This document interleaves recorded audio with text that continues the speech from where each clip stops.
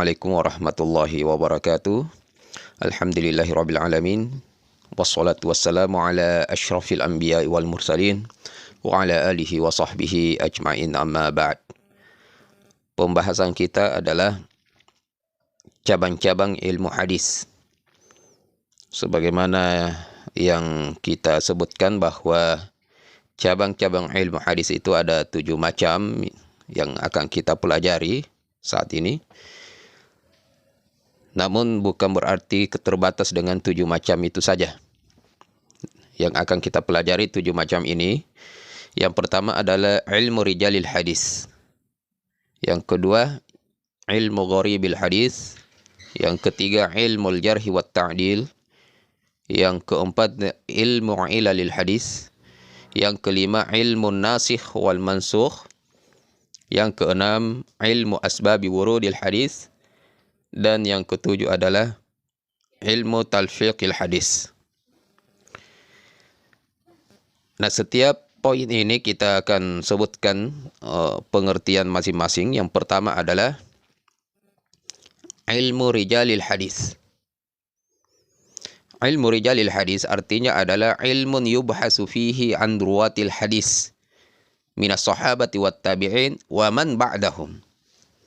Yang artinya adalah ilmu yang membahas tentang para perawi hadis dari tabaqah sahabat, tabi'in, tabi'in dan yang datang setelahnya. Angkatan setelahnya, setelah tabi'in sampai kepada Imam Bukhari, Imam Muslim dan imam-imam yang lainnya. Dengan ilmu ini, maka kita dapat mengetahui keadaan para perawi yang menerima hadis dari Rasulullah SAW. Kita dapat mengetahui keadaan para perawi dari kalangan sahabat, dari kalangan tabi'in, dari kalangan tabi'in, dan para perawi yang datang setelahnya. Ya, yang menerima hadis dari Rasulullah SAW. Di dalam ilmu ini diterangkan secara ringkas sejarah mereka dari riwayat hidup para perawi, bagaimana mazhab yang dipegang oleh para perawi tersebut, dan keadaan-keadaan para perawi itu dalam menerima hadis. Nah, ini sangat penting sekali ilmu tersebut untuk dipelajari secara seksama, karena hadis ini itu terdiri dari sanad dan matan. Maka untuk mengetahui keadaan para perawi yang menjadi sanad, karena yang disebut dengan sanad di sana itu adalah para perawi yang menerima hadis dari Rasulullah SAW sehingga sampai kepada kita. Nah, di sana disebut dengan sanad. Karena dalam hadis itu terdiri dari sanad dan matan. Maka mengetahui keadaan para perawi yang menjadi sanad adalah merupakan separuh dari pengetahuan. Adalah merupakan separuh dari pengetahuan. Sehingga ada yang berpendapat demikian, mengatakan laulal isnadu laqala apa? Laulal isnadu laqala man qala ma qala. Sekiranya bukan karena sanad, maka setiap orang akan datang dengan perkataan-perkataannya sendiri dan mengatakan ini adalah hadis. Nah, ini pentingnya kita mempelajari sebuah sanad untuk mengetahui ketersambungan hadis tersebut, kesahihan hadis tersebut, atau kedhaifan hadis tersebut. Nah, ini dipelajari dalam ilmu rijalil hadis. Kemudian yang kedua adalah ilmu gharibil hadis. Yang dimaksud dengan ilmu gharibil hadis adalah ibaratun amma waqa'a fi mutunil ahadis minal alfazil ghamidah al-ba'idati minal fahmi liqillati istimaliha. Artinya adalah bahwa ilmu gharibil hadis ini merupakan penjelasan mengenai lafaz-lafaz yang tidak jelas pada matan hadis, yang sulit difahami karena jarang digunakan. Maka biasa kalau kita membaca matan sebuah hadis, setelahnya itu para pengarang buku akan menuliskan gharibul hadis. Ya, di sana akan disebutkan istilah-istilah yang disebutkan di dalam isi hadis atau matan hadis tersebut yang jarang digunakan. Dan Nabi adalah sefasih-fasih orang Arab yang diutus untuk menghadapi kaumnya, untuk umatnya yang bermacam suku dan kabilah. Ada kalanya beliau berhadapan dengan kaum tertentu dan beliau menggunakan bahasa dari kaum yang dihadapinya. Luar biasa. Kemudian pada perkembangan selanjutnya setelah banyak bangsa non-Arab memeluk Islam, orang Arab keluar dari negaranya, kemudian non-Arab pun masuk ke negara Arab, maka di sana banyak lafaz-lafaz yang orang Arab biasanya menemukan dari lafaz non-Arab, dan lafaz-lafaz yang masih asing, gharib bagi non-Arab juga mereka menerima ketika masuk ke negara Arab. Nah, ilmu ini dimunculkan, gharibul hadis dimunculkan dengan tujuan untuk memudahkan dalam memahami hadis-hadis yang mengandung lafal-lafal yang gharib tersebut. Itu yang kedua. Kemudian yang ketiga adalah ilmu al-jarhi wa ta'dil, yang artinya adalah ilmun yubhasu fihi an jarhi ruwah. Ilmun yubhasu fihi an jarhi ruwati wa ta'dilihim bi alfadhi mahsusatin. Adalah ilmu yang menerangkan tentang keadaan baik dan buruknya para perawi. Jadi ilmu al-jarhi wa ta'dil itu adalah ilmu yang menerangkan tentang bagaimana keadaan seorang perawi, keadaan baik maupun buruknya seorang perawi, dengan ungkapan-ungkapan atau lafaz-lafaz yang tertentu, lafaz-lafaz yang sudah disepakati oleh para ulama ul hadis. Nah, ini disebutkan dalam jarhu wa ta'dil, ya.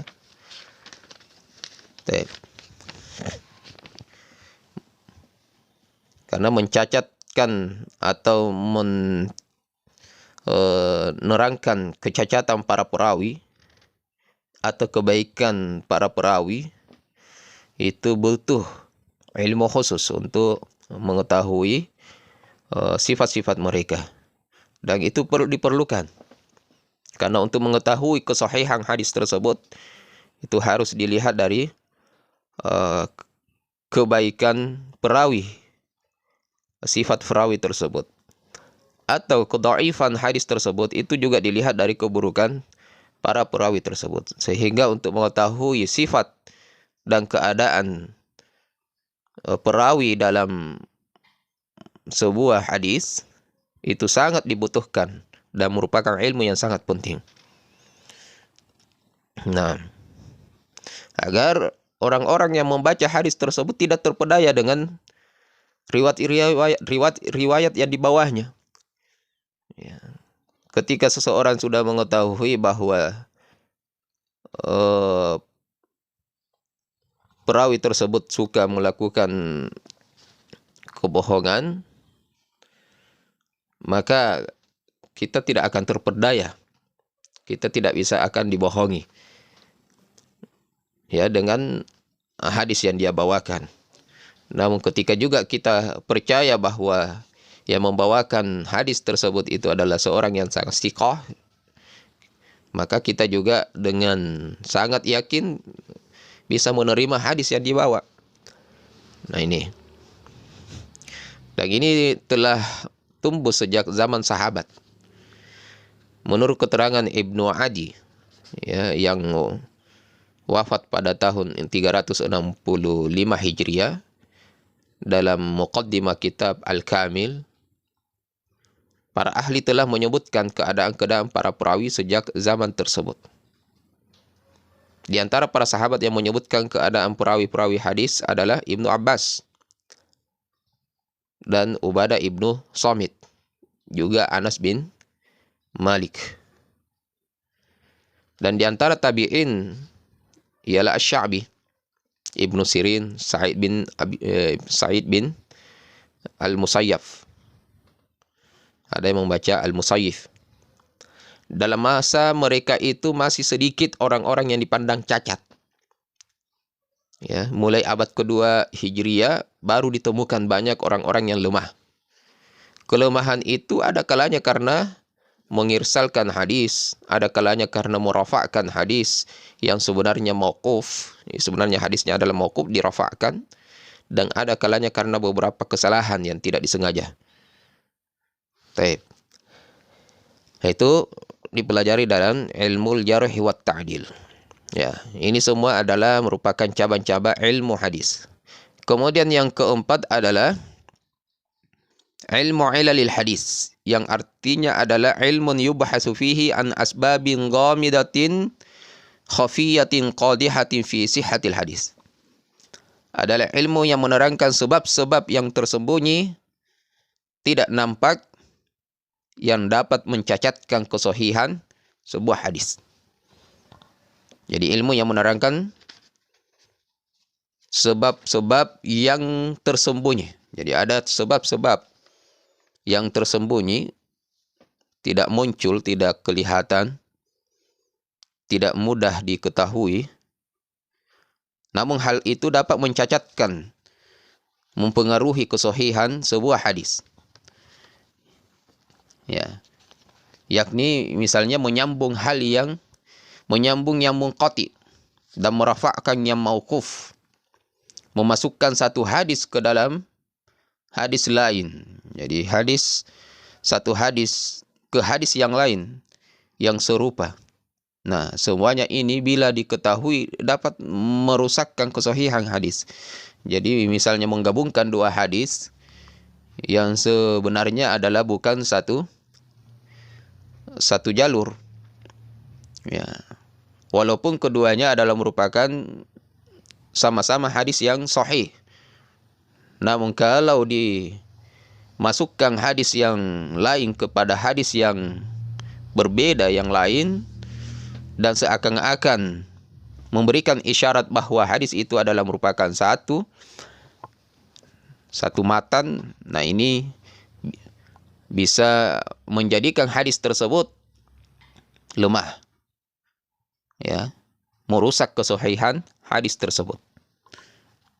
Nah, maka ilmu ini yang sangat mulia, sangat penting untuk dipelajari.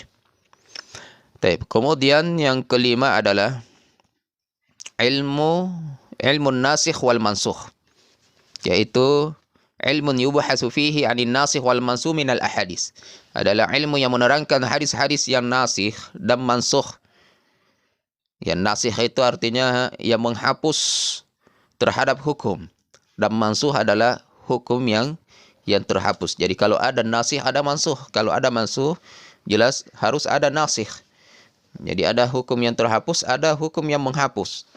Nah, seperti itu. Jadi ada dalam cabang ilmu hadis yang disebut dengan ilmu nasikh wal mansukh. Ilmu nasikh wal mansukh. Nah, apabila didapati suatu hadis yang maqbul misalnya. Maqbul itu adalah hadis yang diterima. Tidak ada yang memberikan perlawanan, maka hadis tersebut dinamai dengan muhkam. Dinamai dengan muhkam.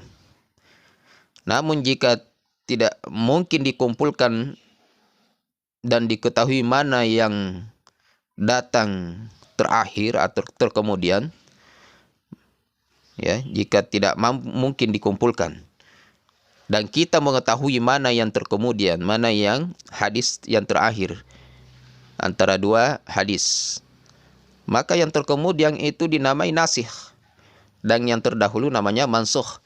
Karena yang nasikh itu adalah yang menghapus, akan selalu hadis yang datang belakangan, yang terakhir. Tidak bisa suatu hadis atau hukum menasikh, menghapus suatu hukum yang belum datang. Ya.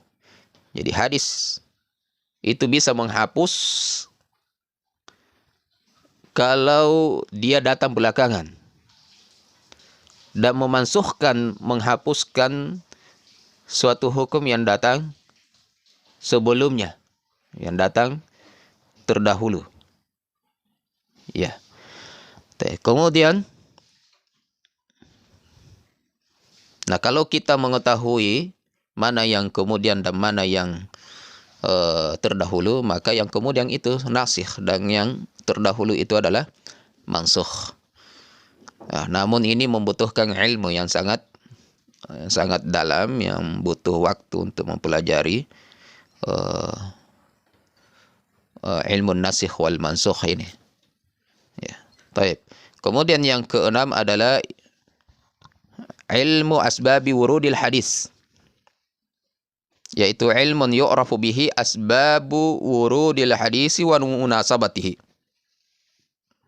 Ilmun yu'rafu bihi asbabu wurudil hadis wa munasabatihi, yaitu ilmu yang menjelaskan tentang sebab munculnya hadis, sabda Nabi sallallahu alaihi wasallam, dan hubungannya dengan hadis tersebut.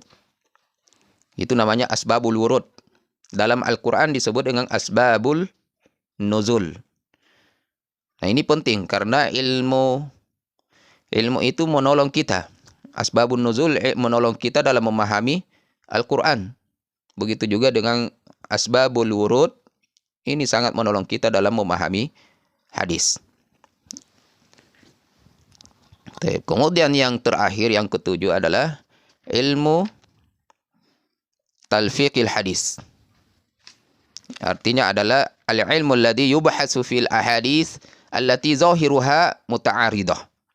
Ilmu yang membahas tentang hadis-hadis yang isinya nampak bertentangan. Ilmu yang menjelaskan tentang hadis-hadis yang nampak bertentangan.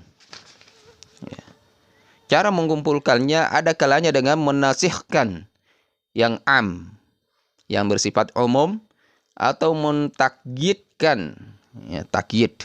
Ada namanya muqayyad, ada namanya mutlak, ya, atau mentakyidkan yang mutlak. Ilmu ini biasa kita sebut dengan mukhtaliful hadis. Disebut dengan mukhtaliful hadis atau ilmu talfiqil hadis. Bagaimana sejarah perkembangan pembukuan ilmu hadis dari masa ke masa, dari masa Nabi Shallallahu Alaihi Wasallam sampai masa kita sekarang ini? Sejak masa Rasulullah Shallallahu Alaihi Wasallam itu telah ada dasar-dasar ilmu hadis, namun belum begitu gamblang. Ya. Kemudian setelah Rasulullah, yaitu di masa sahabat, itu sudah muncul secara lisan, sudah disampaikan, diucapkan secara terang, secara gamblang. Begitu di masa tabi'in, itu sudah muncul secara tertulis. Apa itu? Ya, pembukuan ilmu hadis. Tetapi belum terpisah dengan ilmu-ilmu yang lain. Nanti di masa para tabi'in, ilmu hadis ini timbul secara terpisah dengan ilmu yang lain, tetapi juga belum menyatu, belum terlalu begitu sempurna. Ya. Nanti setelah di masa setelah tabi'in, nah itu tepatnya di abad yang keempat Hijriah, baru ilmu hadis ini berdiri sendiri sebagai ilmu hadis. Berdiri sebagai ilmu hadis.